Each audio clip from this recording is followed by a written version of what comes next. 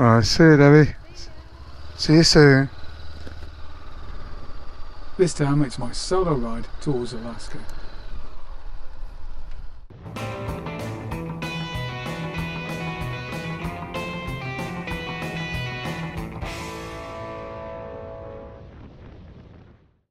Okay, now it's time for what is essentially chapter 2 of our journey, which is me travelling alone, isn't it, Deb? Without me. How will I cope?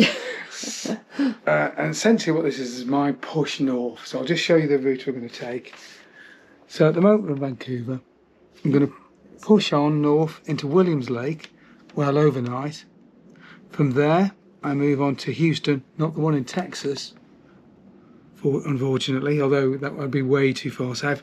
So there's a campsite in Houston where I'm overnighting before I make a final push to my most northerly point, which will be Stewart.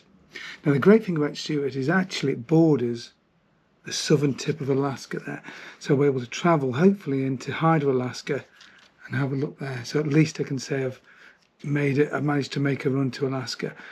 True, I've fudged it a bit, but I've still travelled an awful long way north. That's the plan, at least. Sign up and hopefully safe travels. Alright, see you, Debbie. See you soon.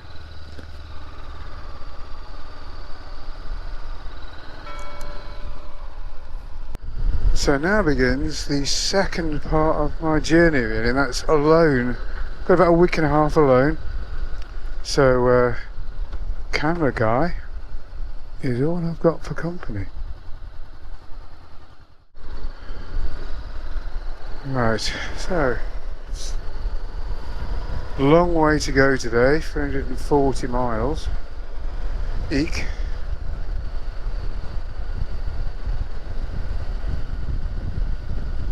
Importantly, let's get out of Vancouver.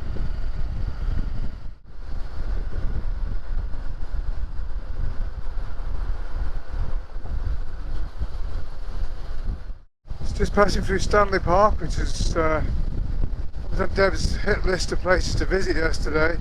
And we just spent a little bit of time here. It's a nice park, it's a big old park. We only got to see a little bit of it, unfortunately. But it's quite extensive. And also a good sign for me because it means I'm right on the outskirts of town and on my way out of here. Ooh, yeah.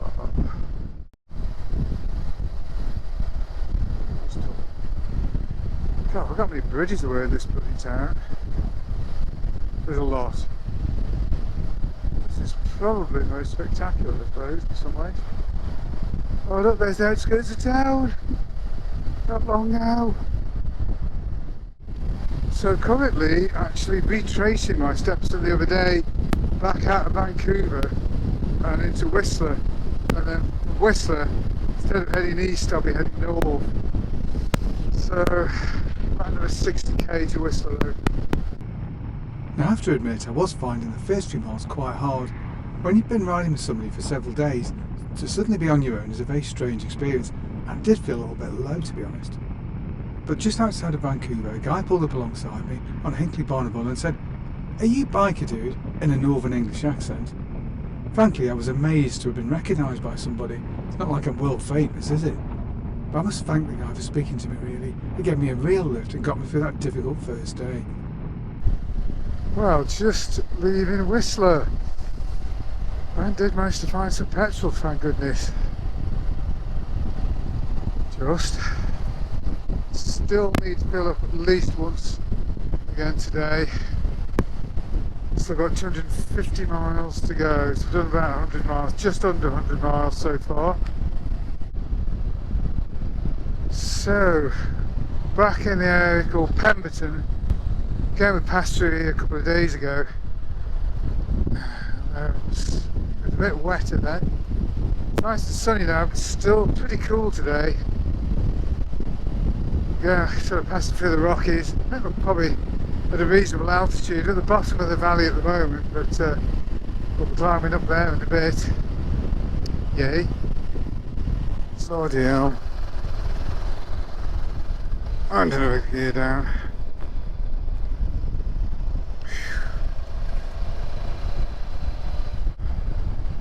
Hard work these roads, but God, they're scenic. Just keep your attention going. Absolutely gorgeous lake to my left. Can't really get a good look at it. It's mirror clear. It's so gorgeous.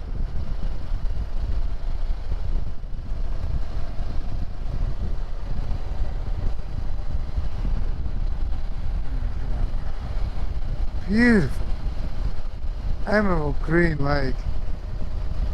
It's reached halfway. I'm still retracing the steps from the other day. Still haven't hit New Road yet. Still heading north, just fueled up. God. Should have stopped for a pee. It's the bike gods. So just 124 miles to go. Very good time. Haven't stopped for lunch yet though, which really needs to be more disciplined about that. Quite nice to be on the road. I haven't ridden before. I spent most of the day backtracking where me and Deb finished off, but now I'm on a fresh section of road. Okay, so I had something to eat, top the tank up, had a drink, a little rest, and we now have 110 miles to go.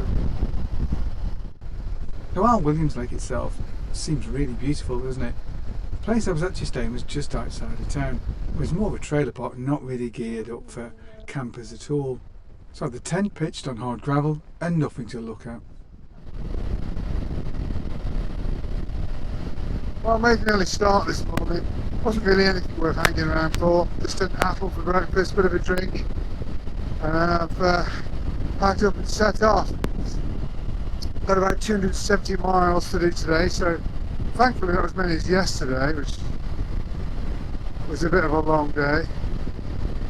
You're riding along here and you're just surrounded by trees, so you've got really no point of reference for the sheer magnitude of this place. And occasionally you emerge from the trees and spot a lake like the one in front of me in a minute. You know just how massive this place is. Well, it turns out it wasn't a lake, it was a massive river. Stupid me. Probably should brush up on my geography really. There you go, all I know is to ignore a bunch of train wagons parked here. There's some more here, so a couple of miles of more, I guess. So this apparently is the town of Vancouver, which claims to be the geographical centre of British Columbia. Could well be, could well be.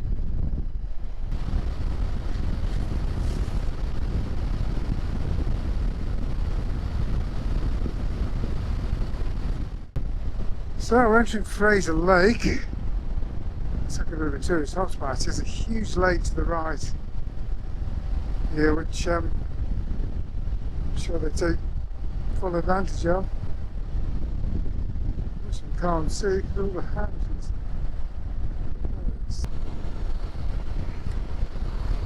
So, as usual, things just keep happening. Down the rain, I'm almost there, 30 miles short. That's 10% of the journey. The rain started and the camera's mount's playing up. Well, in the circumstance, which can only describe as typical, it was about half an hour from campsite and it started to rain. Pretty darn heavily as a matter of fact. So I had to park up, put my waterproofs on, and then I hit the road again, and of course the camera mount failed, so the camera was all over the shop. So pulled in again, one tyre up later, pulled back underway. So I kind of feel like I'm passing through the North Canada version of the Lake District. We've got lakes, we've got hills, we've got trees and forests, And of course it's sitting down, so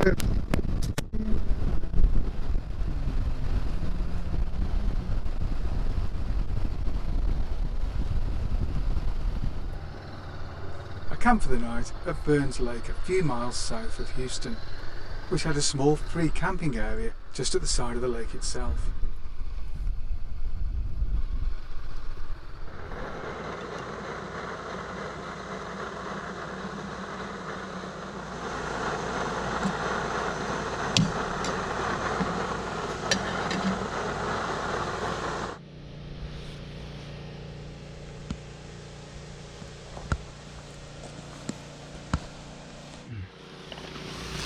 right, so been at Burns Lake for a few hours now, and it has finally stopped raining. It was raining when I got here. It continued to rain for about 3 hours. 8:30 now. It's just stopped, so I'm just getting something to eat. Finally. So about 2/3 of the way now to Stewart. Got just under 300 miles to cover tomorrow. Time for food, I think. In the dry at last. Dryish.